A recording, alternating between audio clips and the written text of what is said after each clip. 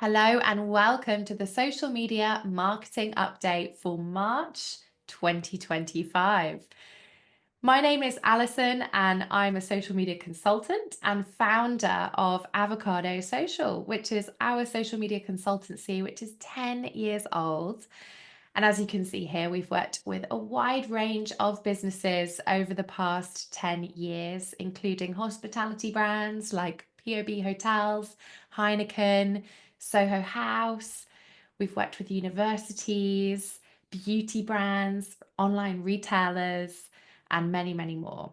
So if you're interested in finding a little bit more about what we deliver, from strategies to training to running your advertising for you, then you can find out all of that and much more on our website, avocadosocial.com. Also, you'll find in today's session we have dotted around some QR codes ready for you to scan on your phones. So if you're interested in joining some of our upcoming online workshops, then we've got a really great program coming up this spring. We have a social media advertising masterclass happening in April. And in May, we have a deep dive into LinkedIn marketing, which includes some advertising too. So if you're interested in either of those workshops or just looking at the full program of what we have on offer this year, then you can scan the QR code there.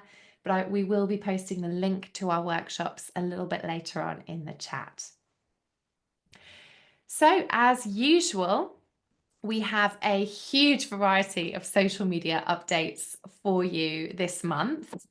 There has just been so much happening in the world of social media, and I feel like I say that every month.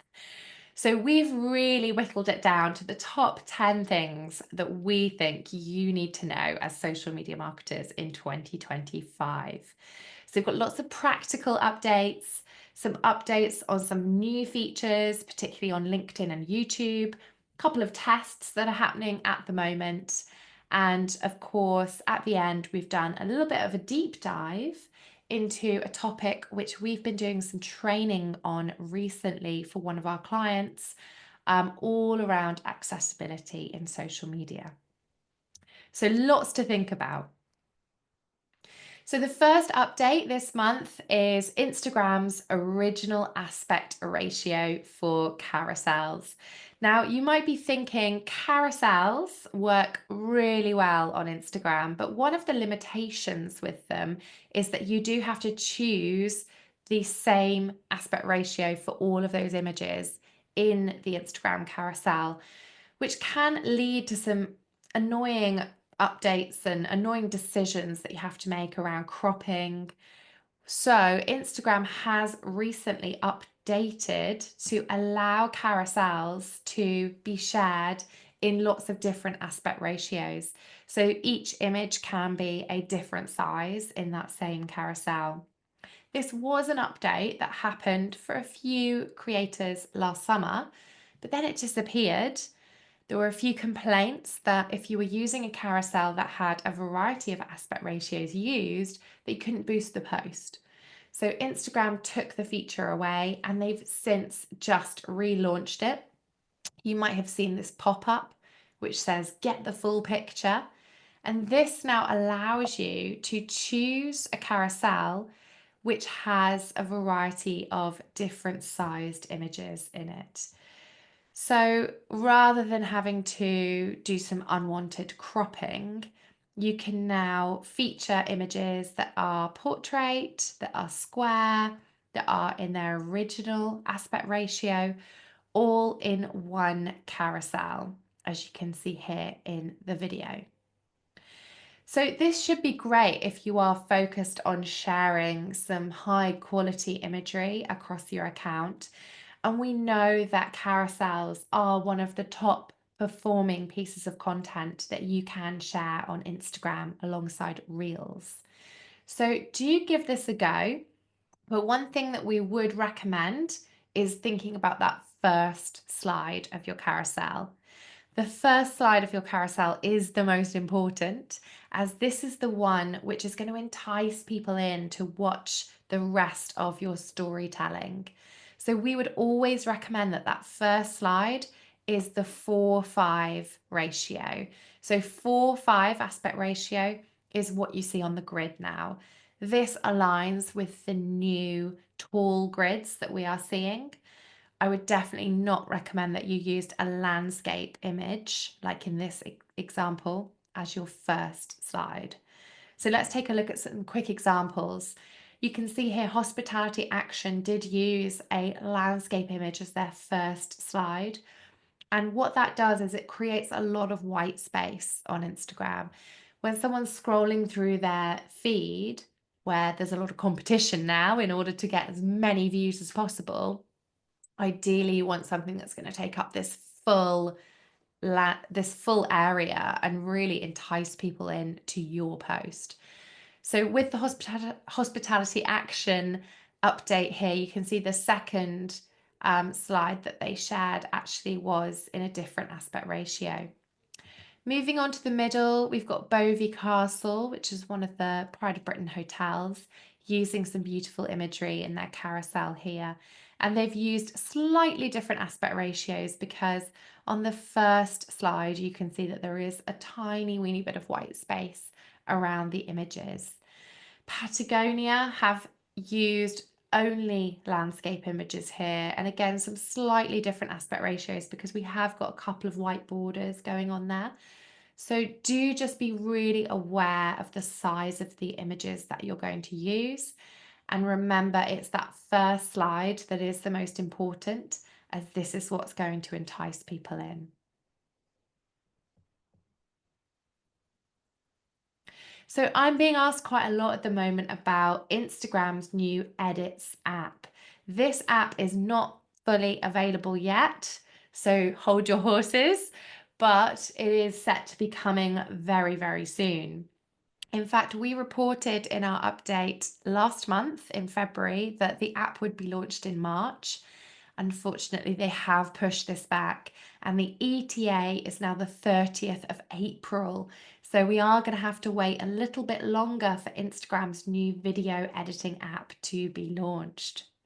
We have seen a few teasers of the new Edits app being shared by creators. So there's some really interesting new features being integrated, like this cutouts feature you can see here on the screen. There's also going to be a focus on project management, allowing you to organize and manage multiple clips and projects in one place. So this is hopefully going to make it a lot easier for you to pick up on editing where you left off and not have everything clogging up your drafts on Instagram, but to be in this Edits app. And then the other new update that we're seeing is a new label called Made with Edits. And this has been appearing on creators' reels that have been made using the app. So what I can imagine is happening is that a number of creators are actually testing the app at the moment and are giving Instagram their feedback. So the 30th of April is when we are likely to see this app launched, but I can't guarantee that. It may well be pushed back once again. The reason why we're so excited about it at Avocado Social is because it's completely free. So Instagram have said that they are not going to charge for this third-party app. So it will free up hopefully some of your budget that you may well be spending on something like CapCut or Canva, although I'm pretty sure we'll be keeping our Canva subscription. We have noticed that the Made with Edit sticker is on one of Zuckerberg's recent Instagram reels. So he has been testing and sharing some teasers of what the editing process looks like. Let's take a quick look. Let's do this.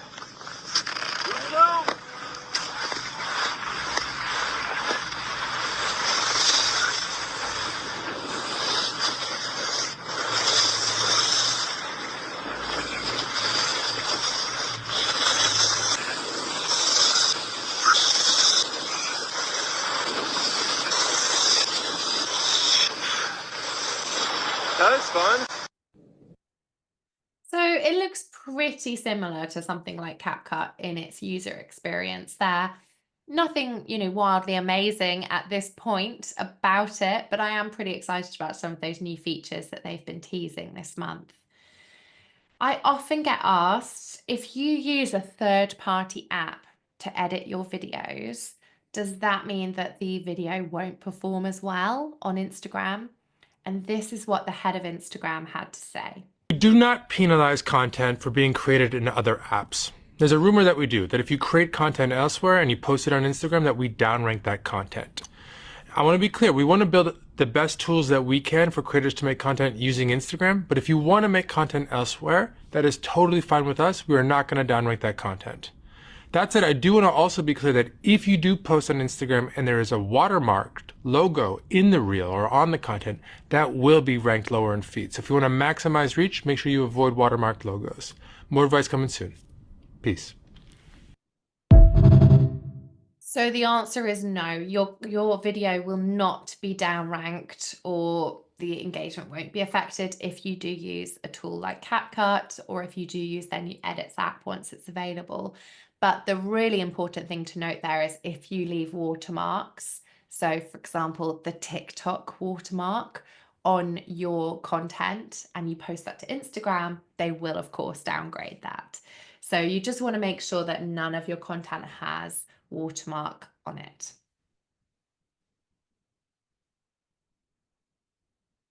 So something I've been thinking about in recent times is whether early engagement on your posts on Instagram does actually help to boost your visibility. So this is something that I know many of us are really concerned with as social media managers. You post something, you're really excited that it's going to do really well. And, after the first 5-10 minutes, nothing's happened, not even a like. And that can be really panicked.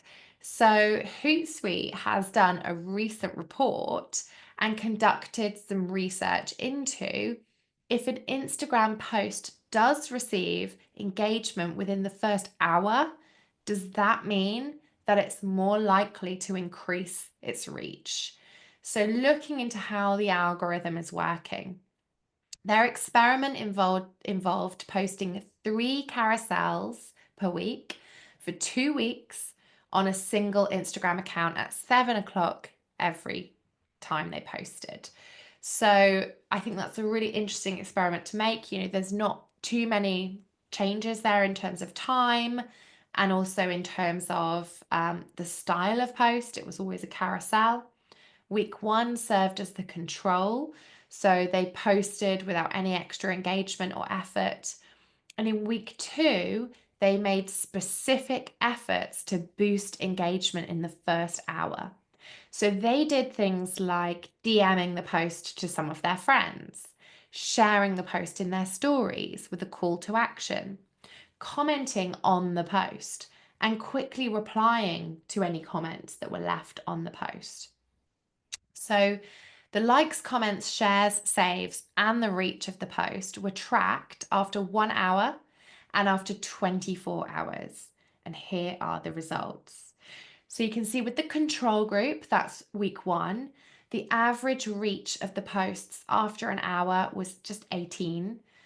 And after 24 hours, it reached 80 people on average, or 80.3 people. In the experiment, where they used these extra efforts to get engagement, the average reach after an hour was 60, and the average reach after 24 hours was 229.6. So really interesting to see those differences. If we look at the overall engagement rate after an hour, was 0.24 in week 1, less than 1% is not great on Instagram. And in week 2, it was over 1%, 1.08% in week 2. Week 2, where they had the extra effort, also meant that they were able to reach more non-followers after the first hour as well. So if one of your main objectives this year is to grow your followers, you need to get in front of people who aren't already following you.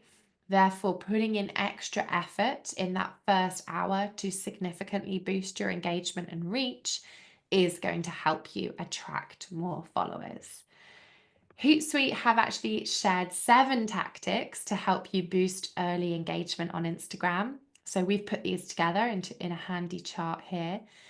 Obviously, number one is to create content worth engaging with. The second is to post when your audience is online. For example, we tend to try and avoid posting in the evenings just because we are targeting social media managers who are generally online throughout the day and key times in the day. But your audience might be online at 8 o'clock at night, 10 o'clock at night. Have you thought about posting during these times and experimented to see if that has a difference on your engagement? Number three is encouraging comments and shares immediately after posting. So you could do that by maybe DMing some people, perhaps putting the links in a WhatsApp, a Slack, or a Teams chat with colleagues. Number four is to like and reply to comments as soon as possible that you receive. Number five is to use Instagram stories to rally your followers towards a recent post. Number six is to reach out to your loyal followers via DM. So that's something I tend to do if I've done a big announcement or a useful post that I think will be relevant to some of our clients. I'll just share it via DM to them with a personalized message. And number seven is don't overdo it on the outreach. So bombarding followers with DMs can feel quite spammy. So stick to a small and trusted circle, like 5 to 10 people that you are sharing certain posts with. And using generic story prompts like this post or new post without context sometimes flop.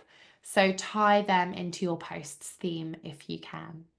So some really, really useful tips coming from Hootsuite there.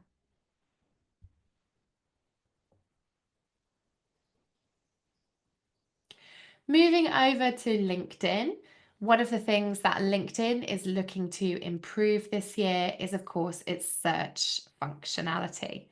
We spotted via Lindsay Gamble on Threads that LinkedIn is adding a try searching for section in the search bar. So maybe you don't necessarily use the search bar that often in LinkedIn to find content, but this is something that LinkedIn is really pushing more people to use to ensure that they are adhering to some of the platform changes that other industry leaders are also adjusting to at the moment. So when users open the search bar, they'll see pre-populated suggestions related to stories that have been curated by LinkedIn editors. So maybe they're even making a bit of a play for being more of a kind of industry news, breaking news platform, particularly given that X is going through some growth and engagement struggles at the moment.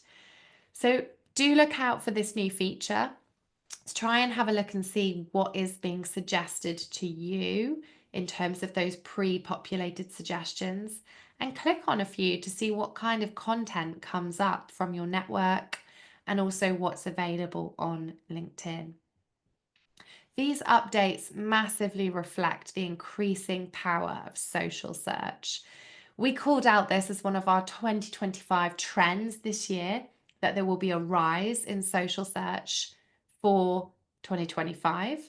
And we're already seeing lots of developments across the different platforms to improving search capabilities.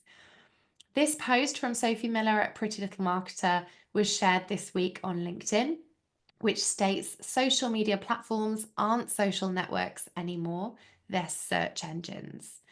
More and more people are going to social media for search every day and for looking at queries, looking for answers, looking for inspiration, maybe researching products or services.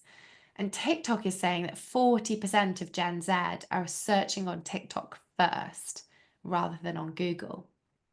So you must be using SEO practices across all platforms because users are checking multiple in their decision-making process. Sophie suggested 4 elements to think about in the rise of social search. The first is the search mindset. Get into the mindset of your target audience and think about what they might be using social to search for at the moment and how your products or services can relate to this. Find and use search terms that you know your customers are using. So you could look at a Google keyword trends report. You could have a look at the keyword planning tool if you use Google Ads, or you could look at Google Trends, which is a feature on the Google website. There's a brilliant website called Answer the Public, which analyzes what's being asked in Google at the moment around different keywords and industries. And once you've found popular search terms, integrate those terms and phrases into your social content. So add those words and phrases to your captions, add them to text overlay in your graphics or videos, and add them to your voiceovers as well. Obviously, doing this in a natural way rather than keyword stuffing. And also think about those platform specifics. So things like geotagging, hashtags, whether to use them or not, where you put your hashtags in your post, how you tag in particular locations or areas on different platforms is really important. So making sure that you're utilizing all of the platform nuances to make your posts SEO friendly. So LinkedIn and TikTok aren't the only platforms working on improving their search. Instagram is massively working on improving its search over the next year. I think Instagram at the moment, the search feels a little bit slow. It feels a little bit less impactful than TikTok. So when you search for something on Instagram, sometimes you find older content and the explore feed isn't updated as quickly as it is on TikTok's For You page. But let's see what they said recently about their search strategy. So we are working on improving search this year, so you'll be able to search not just for accounts, but for content on Instagram. We do not yet have a search feature on profiles, which I think this is asking for, but that's a good thing to consider. So this was a question that somebody asked, whether there would be a search feature so you can search through somebody's library of videos, which I think would be a fantastic feature if you're doing some influencer outreach research. Not currently available, but something that they are certainly thinking about and working on. So do continue to think about your SEO strategy for search, and remember keyword friendly captions, voiceovers, and text overlay are really important for helping to generate more reach on your posts. Looking at TikTok, the search capabilities there are setting them above some of the other social media platforms in terms of the competitive landscape. It's thought that 40% of Americans are using TikTok as a search engine. That stat came from Hootsuite. 44% of Gen X TikTokers use the platform to help them to discover new things. That stat has come from TikTok itself. And 1 in 10 Gen Zs rely on TikTok more than Google. TikTok is the fastest growing channel for product discoverability. So if you are selling a product, you need to make sure that you are creating search friendly content on TikTok.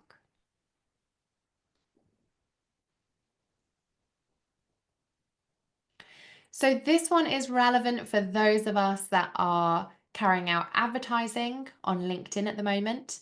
LinkedIn is, of course, a really interesting platform to be on for B2B brands. And increasingly, I'm seeing B2C brands explore their LinkedIn strategies as well for 2025. LinkedIn advertising is beginning to integrate more AI by the day. So one of the features that they've recently launched is called predictive audiences. You can find these in your campaign manager, and they use AI modeling to build audience profiles from both your own company data and LinkedIn's data, which means that you're able to reach high intent audiences. So this feature basically automates the identification and targeting of engaged audiences who are most likely to take action, optimizing your campaign delivery and ROI. So utilizing AI so that LinkedIn is predicting an audience rather than you having to say, I think they work here, I think they have this job title, etc., etc. In a recent LinkedIn newsletter, they shared that early adopters of this new feature saw an average 21% reduction in cost per lead, and that one client experienced a 48% decrease in cost per lead. So, really interesting if you are using lead generation advertising on LinkedIn.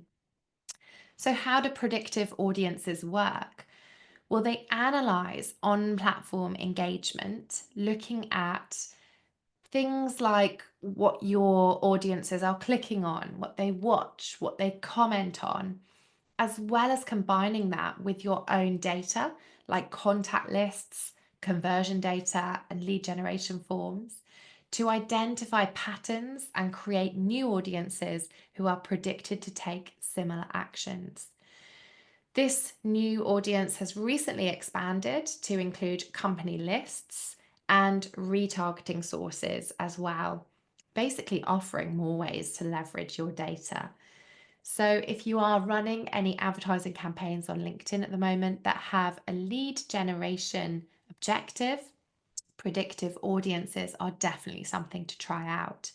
You can find them in the campaign manager under the plan and audiences section, and you can begin testing those out by selecting your data source, location, and desired size. So they're a little bit like lookalike audiences on Meta, but they can use a huge variety of different sources to enable you to accurately target people who are genuinely interested in your brand. If you're interested in learning more about the world of LinkedIn, we've just announced a new live workshop coming up on the 21st of May. You can scan the QR code now if you're interested in attending. And in this workshop, we're not only going to be covering some of the latest advertising trends and new features, but we're also going to be looking at profiles, personal profiles, company pages, newer features like newsletters and LinkedIn Live, and also the world of employee advocacy. So, looking at how to utilize your employees to generate content and to build advocacy and trust with your target audiences. So, if you're interested, the link is available in the chat, and also you can just scan the QR code here.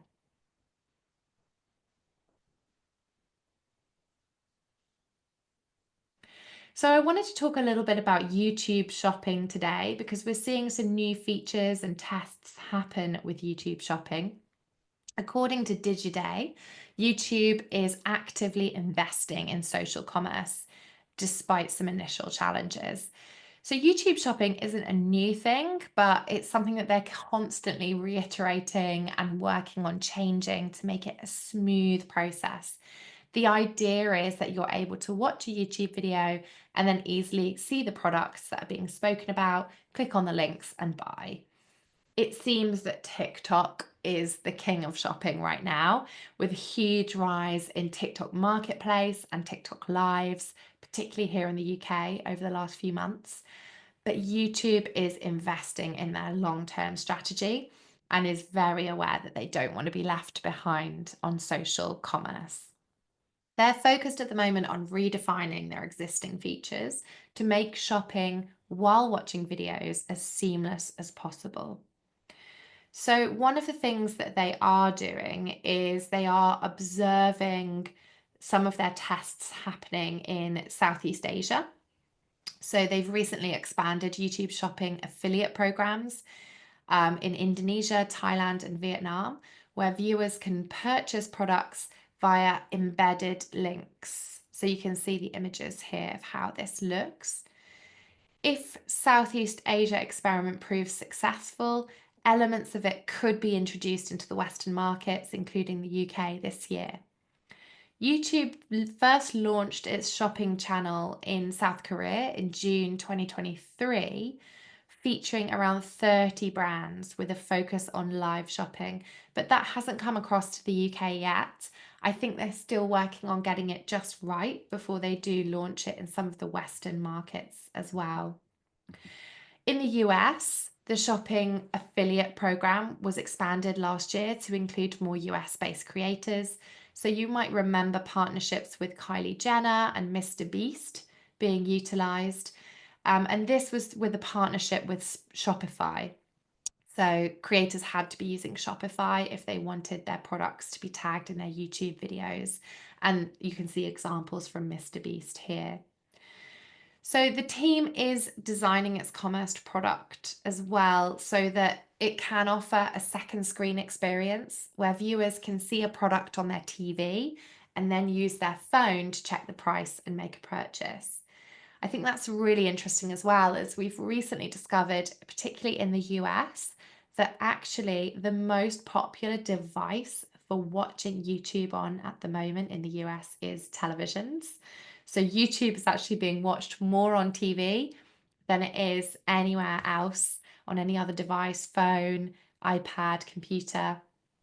And actually, I'm beginning to spot that behavior myself at home, kind of watching more YouTube Kids, watching more YouTube kind of podcasts actually on a smart TV rather than on a phone. And I wonder if it's because it's that longer form content.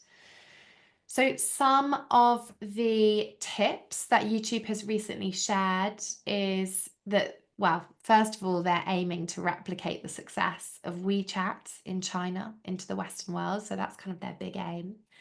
But something to think about is if you are selling e commerce products, how can you connect your YouTube channel to your shop?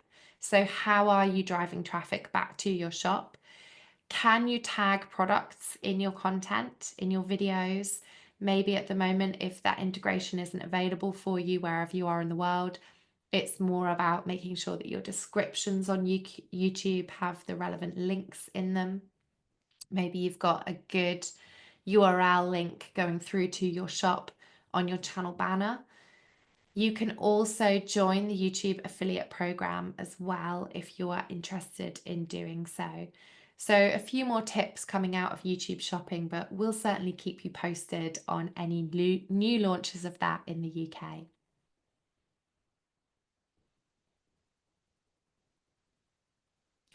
So, we've been experimenting a bit more with YouTube Shorts recently for our own brand and for some of our clients as well. And there is a test happening at the moment on YouTube Shorts, which may allow, well, which does allow you to edit your YouTube Shorts within the app. So this update will be really handy if you're creating YouTube Shorts actually in the app. And the goal here is that it's going to help creators avoid placing components in locations which might be obstructed by elements like the like button, the video description, the comments, what we call channel furniture. YouTube says that it's planning to roll this out to all users soon, pending the results of its initial experiment. The editing is pretty basic, but just for context, we thought it was quite good to see these screenshots.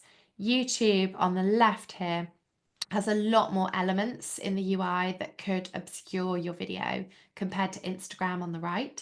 So you can see the like button, the dislike button, the comment button, the share button, etc., all down the right hand side there. So really making sure that none of your text or key elements in your video are overlaid with some of that channel furniture. And that editor on YouTube Shorts will help that. We have been starting to do a bit more reposting content over to YouTube Shorts just to see the overall effectiveness. We're seeing some pretty good results so far. Nothing kind of wildly going viral, but definitely able to gather a few more views, a few more hundred views on videos on YouTube because of our kind of regular, consistent approach to shorts. So putting a couple of things up on shorts each week at the moment. So really interesting to see how that area of YouTube is growing.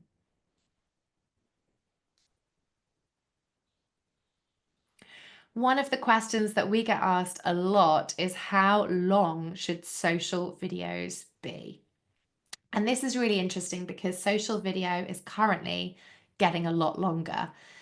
After Instagram recently announced that they are now supporting videos up to 3 minutes, Blue Sky is the latest social media app to follow suit. So they recently rolled out the ability to upload 3-minute videos. Now, this has posed a few questions amongst us and our clients as to what the current lengths are for videos in terms of how long you can post content on each platform. So, just a bit of a rundown here. You can now upload 3-minute content on Reels, Blue Sky, YouTube Shorts, and TikTok goes right up to 10 minutes. LinkedIn also goes up to 10 minutes. X is 2 minutes 20, so 140 seconds for free.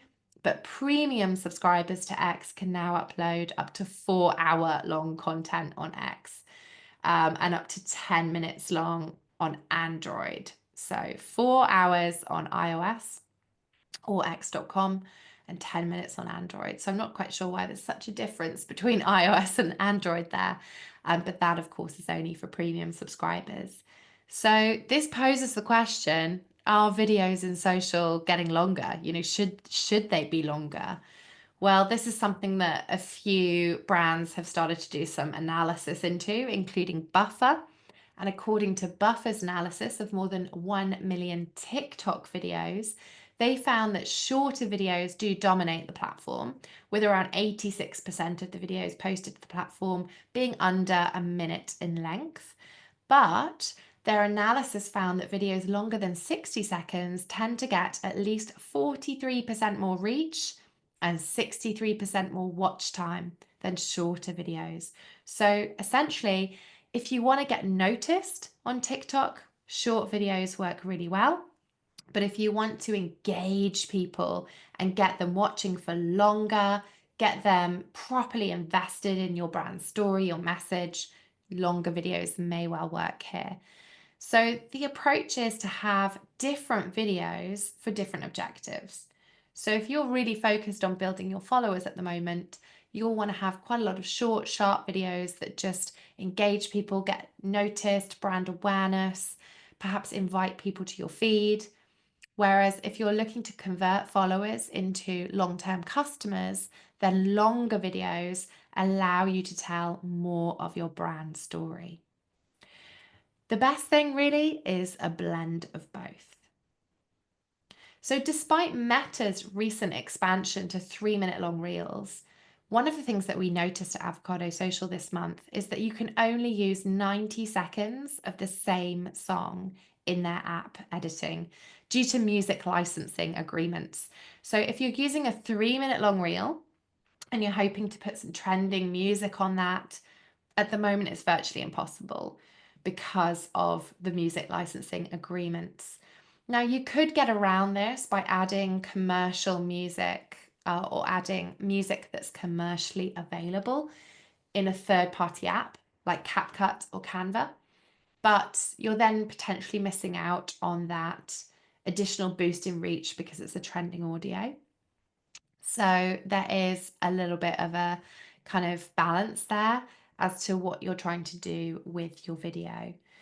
We're wondering what will happen with edits, whether the app will have the same restrictions with 90 seconds of the same song being the current limitation, or will it open the floor to 3-minute long music clips being able to be used? So something that we will report back on.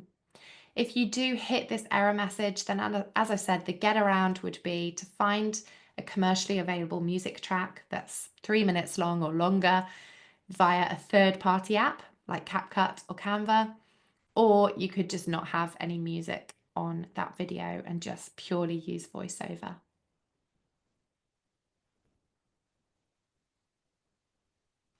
So something that we've been talking a lot about with our clients, particularly those focused on community management, is community notes. Back in January, Meta announced that it was going to be replacing fact checkers with community notes and loosening its rules around what people can say in the apps. And this was generally met by huge negativity. It's thought that it will open the floor for more hate speech in Meta's apps.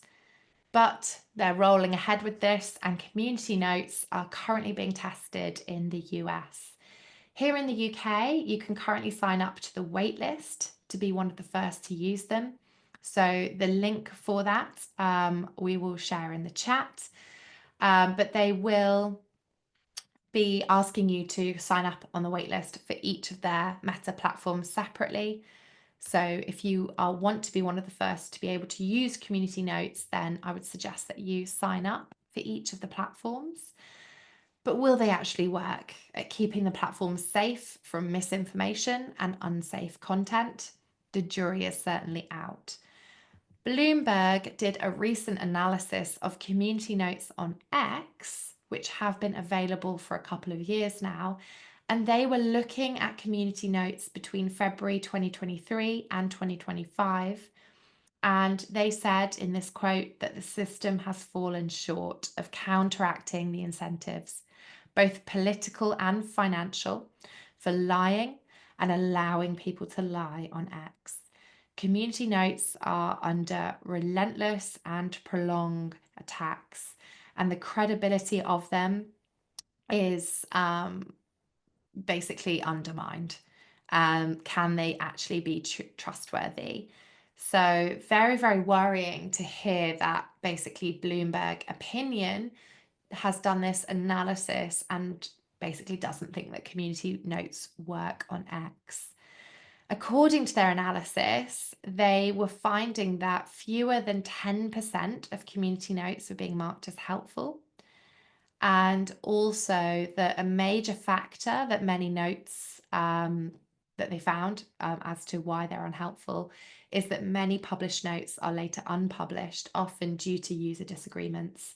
So essentially, a lot of divisive topics are being debated and are particularly prone to being stuck in limbo as users view Community Notes as a battleground. So basically what might happen is somebody sees something, they think it's fake news, they say this is fake because of X, Y, and Z. Somebody then disagrees with that and says, no, actually that's real. And nobody can find that kind of common ground, nobody can agree on it. Even notes initially marked as helpful and published are later removed 26% of the time after a disagreement arises. So it doesn't sound like using Community Notes is actually that useful. Let's have a look at the test in the US. So starting on the 18th of March last week, Meta began testing Community Notes across Facebook, Instagram, and Threads. This is only in the US. Meta have stated that they expect Community Notes to be less biased than the third-party fact-checking program that it is replacing, because it allows more people with more perspectives to add context to the post. So you can see just how they are going to work here. Notes won't appear publicly initially as Meta ensures the system is working properly. So this is something that's going to be rolling out throughout the year. And if you are focused on community management for your business, then it is definitely something to be aware of, because it's going to be up to the Community Notes to be able to police some of the more risque or content which could appear threatening on your platforms.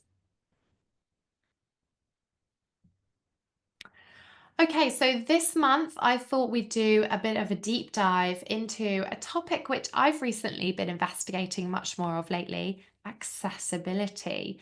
So we recently ran an accessibility workshop for a charity here in the UK, and I thought I'd share a couple of the interesting findings from our training with you all today, just because they're so useful.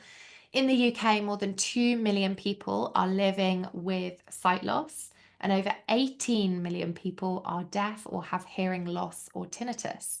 So marketers need to be really mindful of the experience that their followers have when they engage with their brand in social media. Social media accessibility is the practice of designing social media content that offers an inclusive and smooth browsing experience for everyone in your audience. It makes browsing conditions more ideal for things like screen reader apps or screen readers, and users with a disability or different preferences devices or environments to enjoy a pleasant social media experience.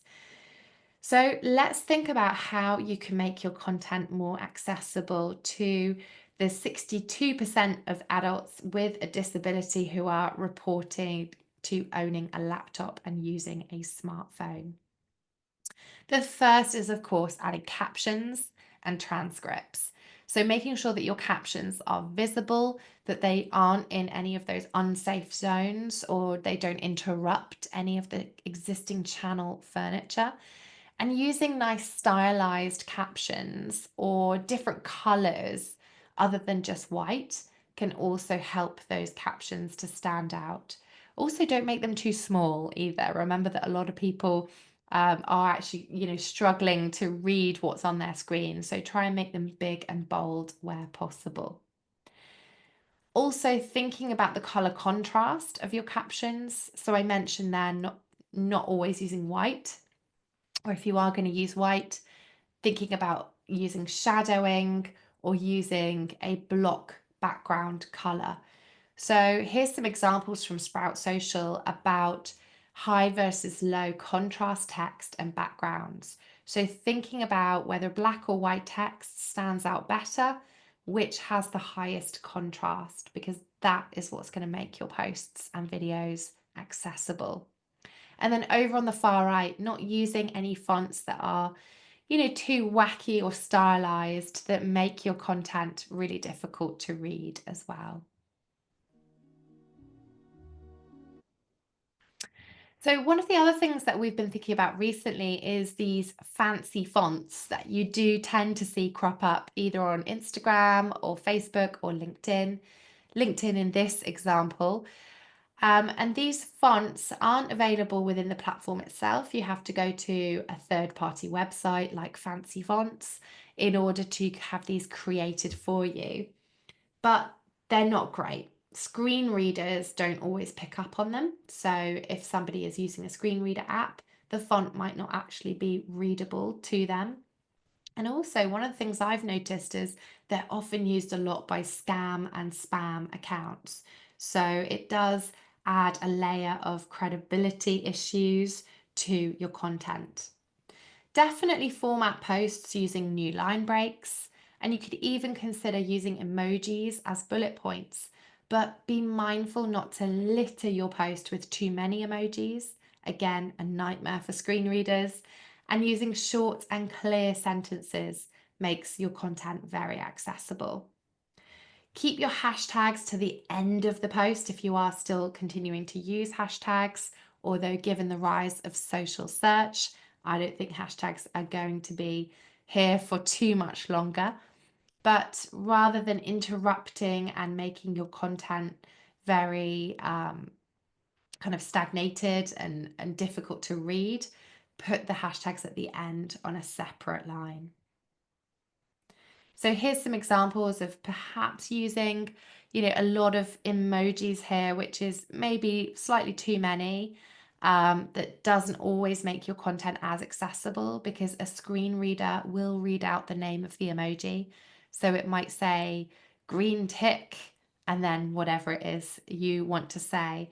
So something we've been doing at Avocado Social is either using the same emoji if we're doing a bullet point list, so that somebody who's using a screen reader can easily pick up on whether you are using bullet points, and also moving the emojis to the end of the sentence rather than the beginning of the sentence, just to make sure it's extra easy and smooth to read. And then finally, using alt text is really important for all of your content. So if you are uploading content that's highly visual, using a short description of the image to adding an alt text to your post will make that accessible for screen readers. It's available to add in most platforms and scheduling tools now. So once you add an image, you should find the alt text option. And here we're looking at the Meta Business Suite. And when you're writing your alt text, include keywords and context, but avoid the words picture of or image of. So just write exactly what it is, and you can keep that fairly brief.